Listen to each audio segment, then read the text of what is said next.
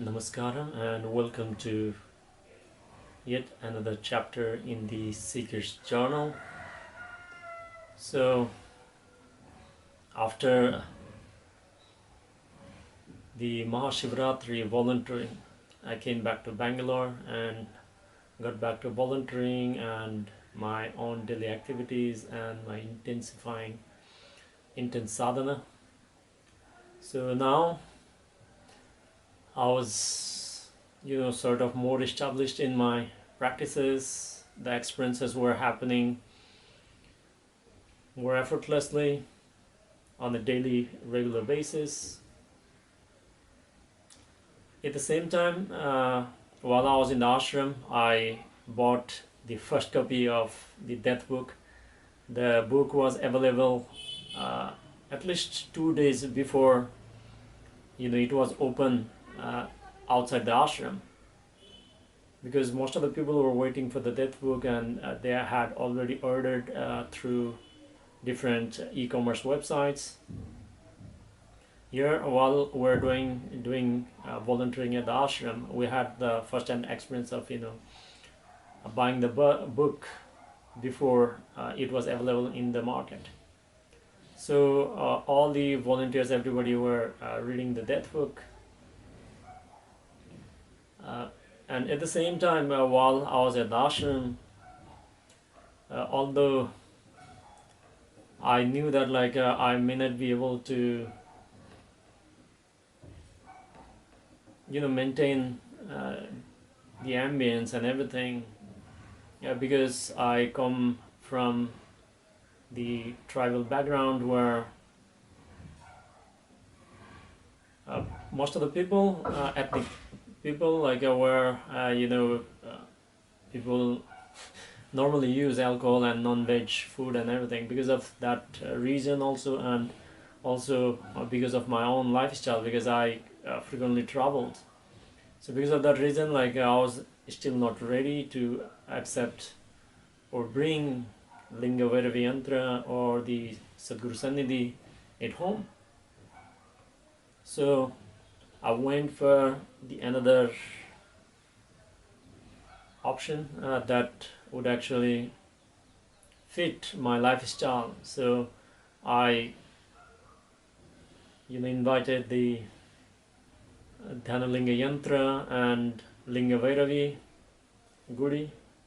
So if you do not know, the Dhyanalinga Yantra is actually a yantra that give you access to Dhyanalinga wherever you are. So there are certain requirements you need to fulfill. So if you go to Isha Shopee, or which is now known as the Isha Life website, you can actually order that, a consecrated yantra.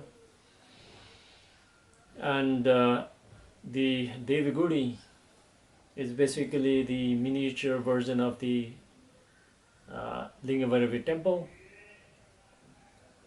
So both of these does not require too much of maintenance or any kind of processes as the prerequisite.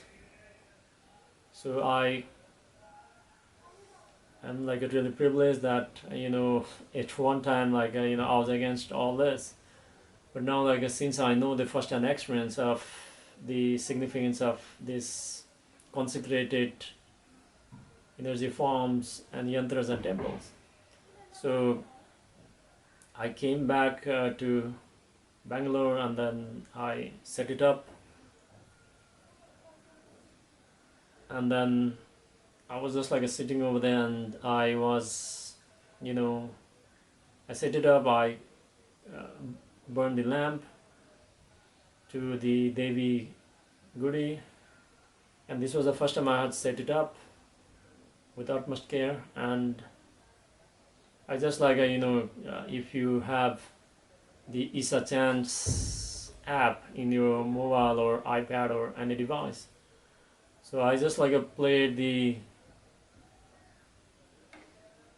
Devi Stuti and Lambam chant.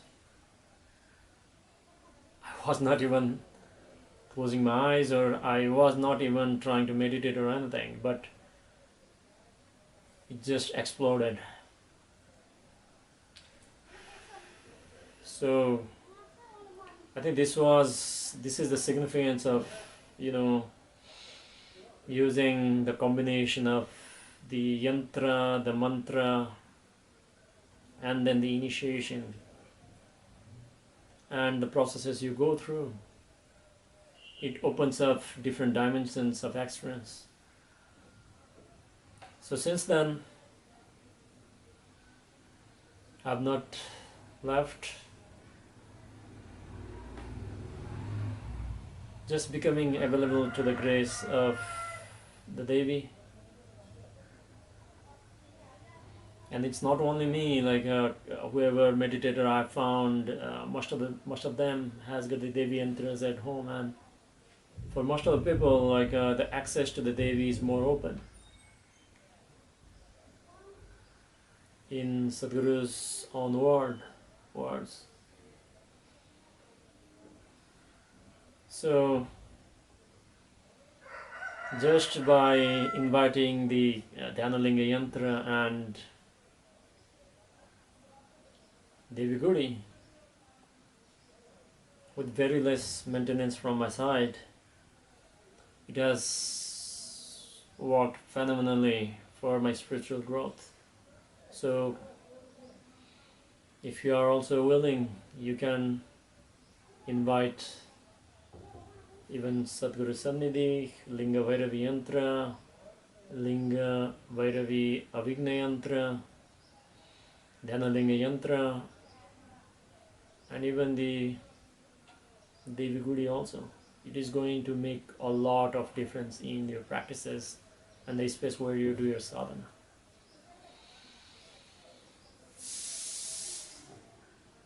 So as I speak, Si and Dhyanalinga, both of them are sitting behind me, where I'm sitting and speaking. This is where I do my sadhana every day.